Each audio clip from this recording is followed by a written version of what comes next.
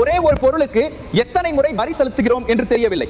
உதாரணமாக, நீங்கள் பணம் சம்பாதிக்கும் போது வருமான வரி செலுத்துகிறீர்கள். அந்த வருமானத்தில் நீங்கள் கார் வாங்கினால் கார் வாங்கும் போது ஜிஎஸ்டி செலுத்துகிறீர்கள். கார் வாங்கும் போது சாலை வரியையும் அரசு உங்களிடமிருந்து வசூலிக்கிறது. பிறகு சாலை மேம்பாட்டு வரியையும் உங்களிடமிருந்து வசூலிக்கிறது. இப்போது நீங்கள் வாகனத்திற்கு மோட்டார் இன்சூரன்ஸ் எடுத்தாலும் அதற்கும் ஜிஎஸ்டி வசூலிக்கிறது. அதன் பிறகு நீங்கள் பெட்ரோல் அல்லது டீசல் நிரப்பும் போது அதற்கும் செஸ் மற்றும் வாட் வசூலிக்கிறது.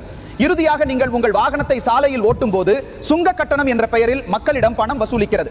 இவ்வளவு வரிகளை சுமத்தி நாம் இந்த நாட்டின் சாமானிய மக்களின் ரத்தத்தை உறிஞ்சுகிறோம் ஐயா.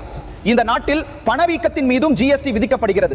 அது எப்படி விதிக்கப்படுகிறது? 100 ரூபாய்க்கு விற்கப்பட்ட ஒரு பொருள், அதற்கு 18% ஜிஎஸ்டி இருந்தது. இன்று அந்த பொருள் விலை உயர்ந்து 100 150 ரூபாய் வரை விற்க 150 ரூபாய்க்கு 18% வசூல்.